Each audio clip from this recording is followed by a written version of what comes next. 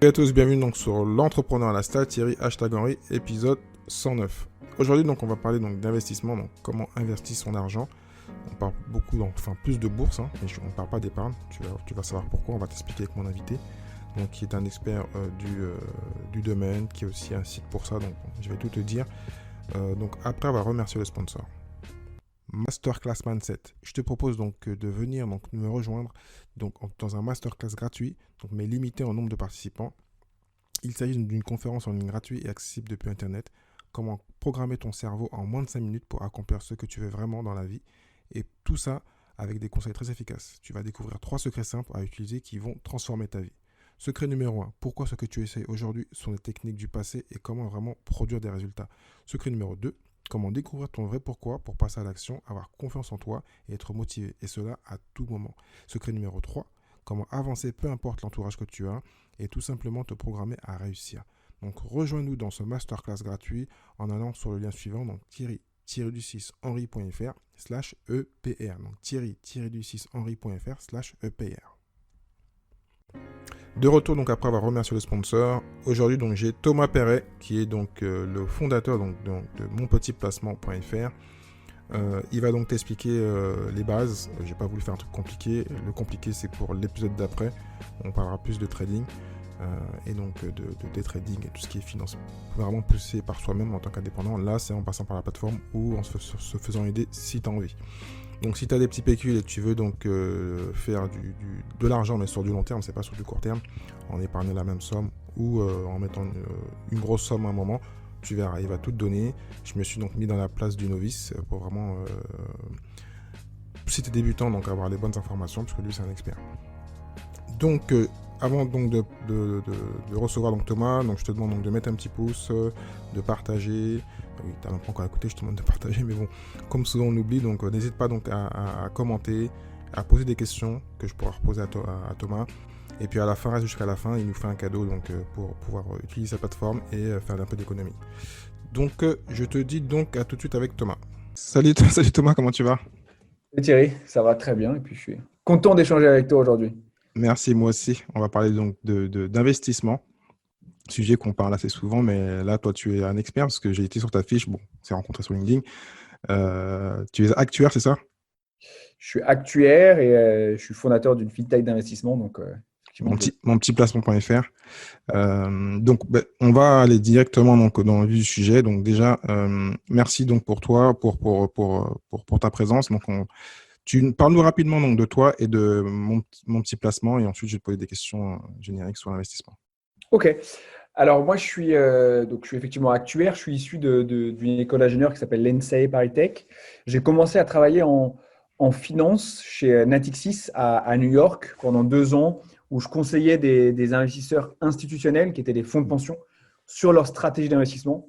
Et en fait, au bout de 2 ans, j'ai vu qu'il y avait une assez forte asymétrie entre l'expertise en termes d'offres financières, mais également d'accompagnement auquel avaient accès ces investisseurs institutionnels et l'expertise auquel avaient accès des investisseurs particuliers, d'où l'idée multiplacement qui est née il y a un peu plus de 3 ans, qui est de rendre accessible, de démocratiser l'accès à ce type d'investissement et cette expertise en matière d'accompagnement à des investisseurs jeunes ou moins jeunes qui n'ont pas forcément beaucoup d'argent à investir. Voilà D'accord. ce qu'on fait chez Multiplacement. Bon, eh ben, parfait. Donc, juste avant, je t'ai posé la question actuaire, mais bon, je suis toujours étonné, on entend souvent ce nom-là, enfin, ce terme-là. C'est quoi un actuaire, précisément? Un actuaire, c'est majoritairement souvent quelqu'un qui travaille dans des compagnies d'assurance parce que c'est quelqu'un qui va faire des modélisations statistiques pour prévoir des sinistres et du coup pour pricer des primes d'assurance ou des produits financiers. C'est quelqu'un qui aime bien les modèles mathématiques, quoi. D'accord, donc c'est pour ça que je veux que tu précises pour qu'on comprenne que là, par rapport aux questions que je vais te poser, voilà, toi, ton service et ton logiciel permet en fait compte de prédire un peu ce qu'on va mettre et un peu l'effet composé, enfin l'effet cumulé en fonction de l'argent qu'on réinvestit. Mais Ouais. ça, je vais te poser des questions après. Donc, d'abord, première question, comment on peut déterminer son profil d'investissement? Selon l'âge, selon ses finances, comment on fait pour savoir? Parce que souvent, quand on veut investir, on va sur différents sites, on dit on investit selon son profil. Donc, comment déjà on peut trouver son Alors, profil lui-même? je parle du point de vue de multiplacement, après ça peut évoluer, mais nous, en tout cas, on a découpé ça en plusieurs catégories. La première catégorie, c'est de bien connaître son expérience et sa culture financière Donc ça passe par des questions, enfin, nous, de culture générale, mais aussi de est-ce que j'ai déjà investi, oui, non. Donc ça, c'est la première brique qui va me permettre de connaître une partie de mon profil. La deuxième brique, c'est de savoir qu'est-ce que je cherche, quels sont mes objectifs avec cet investissement en termes d'horizon d'investissement, en termes de projet qu'il y a derrière, en termes de est-ce que je veux être en pilote automatique ou est-ce que je veux être accompagné, est-ce que je veux monter en compétence ou pas. Donc, qu'est-ce que je recherche? Troisième brique, c'est mon appétence au risque, brique qui est une des principales, qui est de savoir, OK, est-ce que je suis prêt à faire face à des montagnes russes? Oui, non. Comment je réagis en cas de perte? Comment je réagis en cas de gain? Donc ça, c'est la troisième brique. Et la quatrième brique, en tout cas selon moi, c'est quelle est ma situation personnelle en termes de revenus, de patrimoine, de capacité que j'ai à épargner. Et en fait, c'est la somme de ces quatre briques qui va me mettre un petit peu dans des cases, savoir si je suis initié oui non, profil offensif oui non.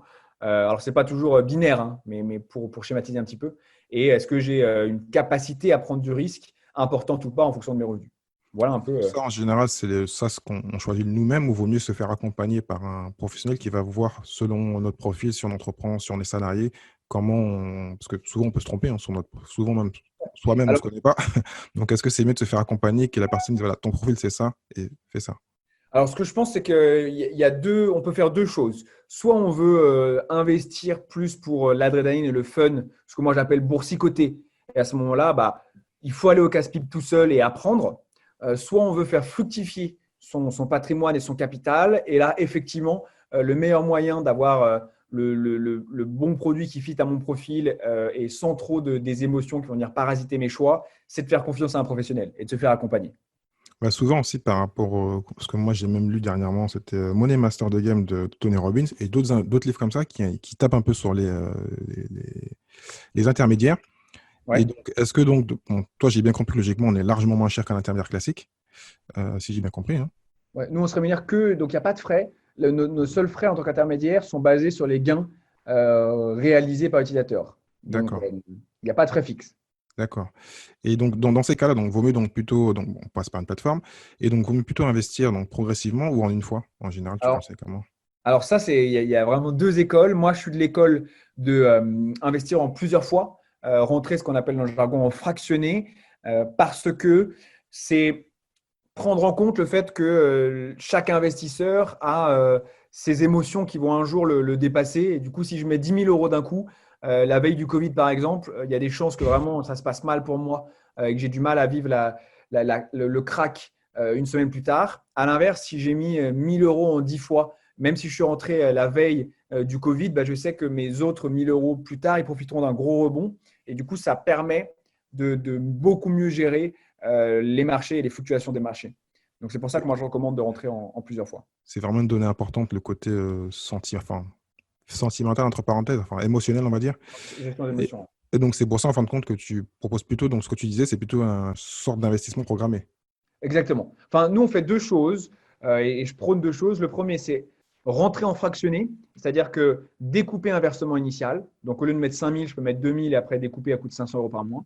Et deuxième chose qu'on peut faire, c'est effectivement mettre en place des versements programmés mensuels qui là permet de à la fois épargner parce que c'est du prélèvement et investir de manière un peu automatique sans avoir à se soucier de comment ça marche, quoi. D'accord. Et donc, en général, donc, tu conseilles plutôt d'investir tôt pour profiter des intérêts composés ou sinon, il n'y a pas de limite parce que moi, par exemple, ceux qui m'écoutent, il y a un peu de tout. Il y en a qui ont proche de la vingtaine, d'autres qui ont plus de 50 ans. Et souvent, j'ai fait un podcast dernièrement sur les regrets. Souvent, les gens regrettent, ils disent, voilà, si j'avais su, j'aurais investi plus tôt.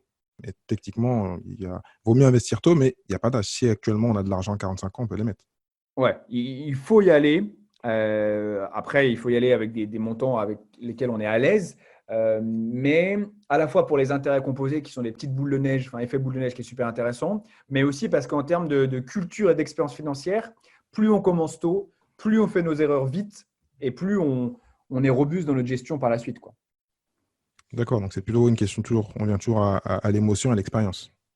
Ouais, émotion, expérience, c'est important. Et puis même, on connaît mieux ce domaine, donc d'un point de vue des frais, on se fera peut-être moins avoir. Donc c'est bien. Il y a pas mal d'arguments qui poussent à commencer tôt. Ouais. D'accord. Donc en général, tu penses plutôt donc d'avoir adopté une vision plutôt de long terme pour lisser les risques des passe-plans ou sinon avoir aussi une stratégie court terme? Ou est-ce que plutôt c'est toujours le long terme et rien d'autre? Moi, je prône plutôt la vision long terme pour une simple raison, c'est que lorsqu'on investit dans les marchés financiers, notamment les marchés actions, en fait, on investit indirectement dans l'économie et on sait que les cycles économiques peuvent être très longs.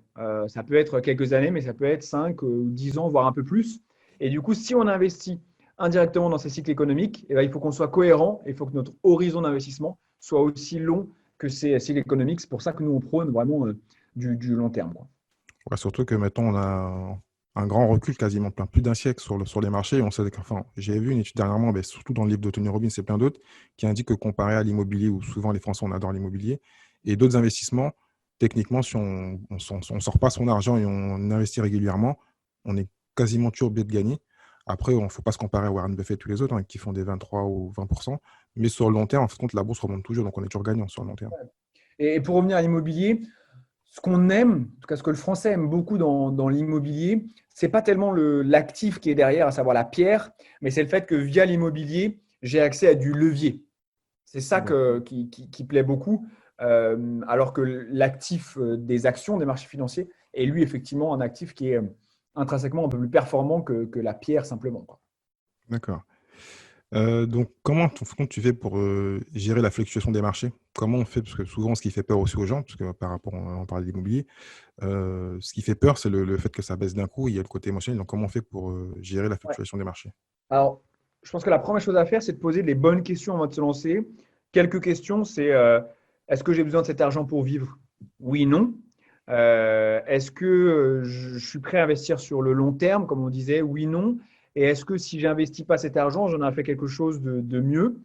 Euh, Si la réponse est toujours positive à ces questions, alors c'est que je vais être prêt à gérer les fluctuations. Donc, c'est un premier moyen de limiter un petit peu, enfin, d'arriver à gérer ça. Un deuxième moyen, c'est surtout de ne pas regarder son portefeuille tous les jours, parce que c'est le meilleur moyen pour avoir des petites sueurs froides. Et ensuite, pour moi, le troisième élément pour dérisquer un petit peu, en plus de rentrer un petit peu chaque mois, c'est de se faire accompagner par un professionnel qui a une vue souvent plus rationnelle qu'un investisseur qui soit initié ou pas, mais qui gère ses propres finances, quoi. D'accord. Donc là, tu parles toujours plutôt d'investissement et c'est pas vraiment d'épargne, hein. On parle vraiment d'investissement. Exactement, je parle d'investissement. Ouais. Et Ouais. donc, en général, donc, quelles sont comme ce que tu connais bien le domaine, quelles sont les erreurs communes à éviter que les gens font souvent quand ils placent leur argent? Bah, nous, on l'a vu, c'est de dire je m'engage sur un horizon d'investissement et en fait, et du coup, je suis prêt à ce que ça fluctue pendant cet horizon. Et en fait, on le voit au bout de 6 mois après le début de l'investissement, ça fluctue effectivement, on perd 10% et ils ont du mal à se souvenir qu'il leur reste 4 ans et demi dans leur investissement et du coup, ils paniquent. Donc ça, c'est une erreur commune, c'est quand je m'engage à un horizon d'investissement, même si l'argent n'est pas bloqué, il faut que j'arrive à me dire que tout ce qui se passe pour aller du point A au point B, ça ne doit pas m'impacter. Là, si j'étais vraiment rationnel, je devrais avoir des sueurs froides quelques mois avant la fin de mon horizon d'investissement. Donc ça, c'est un premier écueil. Un deuxième écueil, et qui est un peu lié, hein, c'est de regarder son portefeuille trop souvent. Et un autre écueil que nous, on voit parfois, c'est de passer des ordres un peu trop régulièrement parce que je pense qu'il faut faire confiance aux gérants qui ont été sélectionnés par potentiellement le professionnel et pas accumuler les couches de frais, ce qui peut se passer si je passe des ordres tout le temps, quoi. D'accord. Et qu'est-ce que tu penses, parce que par rapport à ce que tu dis, donc là, tu parles toujours de gérant, mais une personne qui veut passer plutôt par le côté plutôt passif et faire passer par donc, tout ce qui est ETF et qui est un peu automatisé, qu'est-ce que tu penses de ce type d'investissement? Bah, je pense que c'est bien, notamment pour la révolution, enfin, pour l'aspect tarifaire que ça apporte, qui est une nécessité. Après, mais ça n'engage que moi. Je pense encore que si on arrive à bien sélectionner les 15-20% des top gérants, ils peuvent surperformer la gestion passive, même avec le delta des frais. Voilà. Donc, je pense que c'est bien parce que c'est beaucoup moins chargé en termes de frais et du coup, ça permettra d'avoir une performance intéressante. Je pense que ce n'est pas noir ou blanc entre que des ETF ou que de la gestion active, il y a des gérants, quoi. Donc là, par rapport à ce que tu disais, donc tu parlais des 15 tables, donc ce que j'étais sur une autre plateforme concurrente, je crois, alors, je sais pas si c'est d'autres concurrents, qui en général conseillait de se caler sur un investisseur et de placer comme lui. C'est un peu ce que tu disais ou pas? Du social trading, Ouais, moi, j'aime bien faire confiance vraiment à des professionnels, donc à des gérants, plus qu'à des. Alors après, social trading, ça peut être aussi des professionnels, hein, mais moi, j'aime bien faire confiance à des sociétés de gestion reconnues comme telles qui vont nous fournir leurs conseils et leur expertise. d'accord. Et donc là, question plutôt générique, parce qu'avant l'émission, donc j'ai dit que je t'invitais, donc on m'a envoyé des questions par mail. Quel conseil tu donnerais pour affronter sa peur d'investir? Parce que je pense que tu l'as souvent, des gens qui viennent, qui veulent investir, mais qui n'arrivent pas à passer le pas. Nous, ce qu'on dit, c'est on peut commencer, c'est un univers où on peut commencer avec pas grand-chose. Soit je veux commencer en bourse en achetant directement, et à ce moment-là, le minimum, c'est le prix de l'action que je vais acheter, donc je peux commencer avec une centaine d'euros. Soit je veux passer par une plateforme, et nous, c'est 500 euros, sinon le marché, c'est autour de 1000 euros minimum. Donc, vraiment, c'est se lancer tôt. On n'est pas obligé de commencer tout de suite avec 5 000 euros. Ne pas forcément réfléchir à dire, OK, mais si je mets 500 euros, même si je fais 10%, je gagne que 50 euros. En fait, ça n'a pas d'intérêt. Non, il faut voir les intérêts. Encore une fois, je disais d'apprentissage, de découverte, de pédagogie qui sont hyper intéressantes pour entrer dans ce domaine. Donc, voilà. Et ensuite, je pense que déléguer auprès d'un professionnel qui quand même va pouvoir nous fournir des billes et des outils pour monter en compétences et donc pas être full risque et monter en compétences assez vite grâce à ses connaissances, je pense que c'est un bon juste milieu pour démarrer, quoi. Ça tombe bien parce que tu parlais d'apprentissage et pendant que tu parlais, je me rappelle un investisseur très connu enfin, en France, mais je ne dirais pas son nom, mais qui lui, avant d'investir, m'a indiqué qu'il s'était inscrit sur une plateforme et il s'est inscrit, enfin pendant, il misait dans du faux entre parenthèses et pendant un an il s'est entraîné et quand il a vu qu'il gagnait, il a réellement misé son argent. Est-ce que toi tu trouves que c'est une bonne méthode ou vaut mieux Je pense, direct? je pense que c'est pas mal, mais ce qui ne teste pas en faisant ça, c'est la partie gestion de ses émotions. Parce que si je teste avec 100 000 euros qui ne sont pas vraiment à moi, si je perds 10 000 euros, ça me fera moins mal que si je mets 5 000 euros et que je perds réellement 500 euros, quoi. Donc, c'est bien pour la découverte, pour mise en place de stratégie. Néanmoins, pour moi, il manque une brique qui est la gestion de tes émotions qui ne sera pas vraiment testée en faisant du faux. Surtout que par rapport à tout ce qu'on vient de dire, c'est une brique importante. Le côté émotionnel, c'est quasiment l'une des parties les plus importantes. Ouais, je pense que c'est une brique. Enfin, pour un investisseur particulier, en tout cas comme l'est la cible de mon petit placement, qui n'est pas forcément initié, qui veut démarrer, la gestion des émotions et l'irrationalité de l'investisseur est une brique super importante. Question encore d'un auditeur. Pourquoi les livrets d'épargne ne sont-ils pas une bonne solution quand on veut investir? Alors, les livrets d'épargne, comme leur nom l'indique, c'est plutôt des livrets pour épargner. Et donc, la grande différence entre épargner et investir, c'est que épargner, ça a une connotation, c'est beaucoup plus liquide et c'est souvent un capital garanti. Alors, quand on investit, on est là pour dynamiser son patrimoine et du coup faire face à quelques fluctuations. Donc, c'est deux. Pour moi, je pense que c'est pas antinomique, c'est plutôt complémentaire. La nécessité, c'est il faut de l'épargne, il faut des livrets.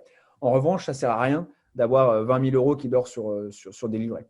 Et du coup, la vraie question, c'est jusqu'où je dois mettre le curseur en matière d'épargne et le reste, il faut l'investir. Mais du coup, comment on l'investit, dans quoi on l'investit? Je pense que c'est D'accord.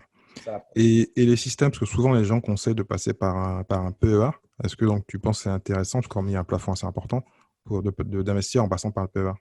Ouais, alors PEA, je pense que c'est intéressant pour sa fiscalité. Après, on est un peu contraint dans ce en quoi on peut investir parce qu'il faut que ça soit à 75% des actions européennes. Donc, on ne peut pas investir dans l'ensemble des produits financiers.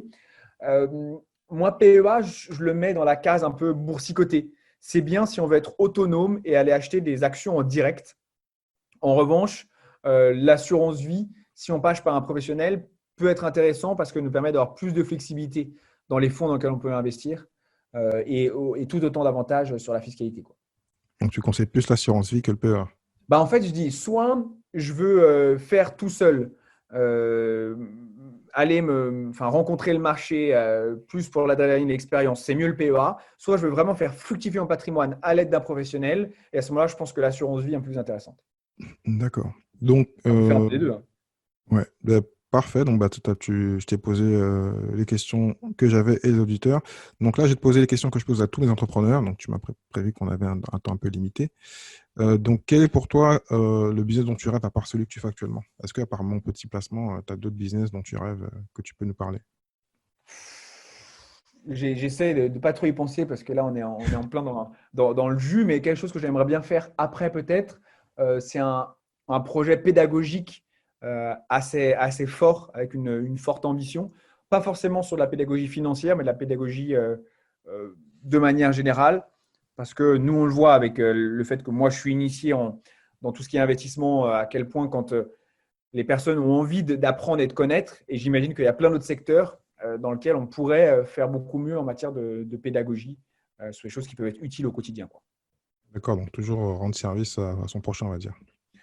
Ouais, ah bah, de toute façon, on est une génération, enfin moi j'ai 28 ans, où il faut que tout ce qu'on entreprend ait un impact. C'est un peu bateau, mais c'est quand même une des priorités maintenant, quoi. Mm. Quelle est pour toi ta meilleure expérience en tant qu'entrepreneur ou investisseur? Ma meilleure expérience, je pense que c'est dans la phase actuelle. On vient de tripler les effectifs. On était 6 au début de l'année, on est une vingtaine, un peu plus de 20 aujourd'hui. Euh, Bravo. et du coup, cette aventure humaine où c'est pas toujours facile, mais il y a un collectif qui se crée, je trouve que c'est sympa. Et tu l'as fait avec, t'as fait une levée de fonds pour ça ou tu l'as fait sur tes propres Ouais, on fonds a fait deux levées de fonds. On a fait une première levée de fonds de 700 000 euros il y a 2 ans. Et là, on vient d'annoncer en mai une levée d'1,6 million d'euros qui D'accord, nous permet de bien recruter, quoi. parfait. Bah, bravo, bravo, bravo. Et tu cherches encore du monde ou pas? Ouais, on recrute pas mal, à la fois sur la partie marketing, acquisition client, sur la partie développeur web, informatique, et bien sûr sur la partie conseil en investissement, tout ce qui est orientation des utilisateurs dans leur profil et les bons produits financiers qu'il faut proposer. Bon, bah, je mettrai les liens pour ceux qui veulent. Donc, ils ont entendu, donc ils iront sur le site directement ou ils m'envoient un mail et je te transférerai. Super. Quel est pour toi le meilleur levier pour devenir entrepreneur? Alors, il faut de la résilience, bien sûr. Et ensuite, moi, quelque chose un petit déclic que j'ai eu à un moment, c'est une phrase qu'on dit souvent qui est Done is better than perfect. Ouais, je Euh, l'adore c'est celle-là, moi. ouais, c'est arriver à faire plus que vouloir quelque chose qui soit parfait. Pour être un entrepreneur, il faut avancer. Il ne faut pas avoir simplement des idées, il faut faire. Et je trouve que cette phrase résume bien le mindset qui est nécessaire à avoir pour tout entrepreneur. Cette phrase, c'est pas Zuckerberg, parce que chaque fois, moi, je la répète, mais on m'a toujours dit que c'était Zuckerberg qui la J'en répétait. ai aucune idée, mais en tout cas, je la cite. Mais j'ai Partout. la même qu'on me cite souvent de Martin Luther King qui dit qu'est-ce qu'il dit? Un truc qu'il faut pas besoin d'avoir toutes les marches devant soi pour avancer. Donc il faut monter marche par marche. Et puis si t'as pas tout l'escalier, c'est pas grave. Enfin, c'est un truc comme ça. Désolé pour ceux qui la connaissent bien, mais bon, je la remettrai pour ceux qui sont intéressés.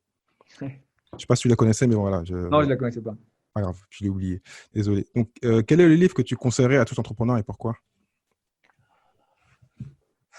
Ça, c'est une question piège. Moi, j'aime bien les livres type L'affaire Harry Kéber qui n'ont rien à voir avec l'entrepreneuriat, mais qui permettent justement de s'échapper un petit peu de l'univers dans lequel on est quand on est entrepreneur. Donc, je pense que lire des livres qui peuvent n'avoir rien à voir avec ce qu'on fait, en tout cas, moi, ça me fait beaucoup de bien. Tu m'as dit l'affaire Harry Kéber, ça? Ouais, L'affaire Harry Kéber, Ah, l'affaire, oh, j'avais pas compris. D'accord, ok. de L'affaire, Joël Dicker. je vous le dis, ouais, je connais. Ok, parfait. Je le note. Donc, dernière question, quelle est la compétence que tu rêves d'avoir? En tout cas, la compétence que j'essaie de beaucoup travailler, c'est d'essayer d'être un aussi bon orateur que Barack Obama. Je pense que Waouh! ça permet de faire lever des foules et je pense que pour être un bon leader, il faut avant tout être un super orateur, quoi. Donc, voilà. D'accord, je te confirme. Mais bon, en tout cas, moi, par rapport à ce que tu nous as donné, c'est déjà pas mal. Mais bon, là, ce podcast, c'est différent. Mais grand merci à toi. Je mettrai donc tous les dans le show note. Bon, tu m'as dit que tu avais peu de temps, donc j'ai respecté le temps. Ben, j'espère Parfait. qu'on aura un prochain interview. Je pourrai te poser plein de questions pendant 2 heures. Donc, ceux qui sont intéressés, n'hésitez pas à aller donc sur mon placement. Donc, Ah, En je me petit trompe déjà. placement. Mon petit placement, voilà, tu vois, je suis troublé.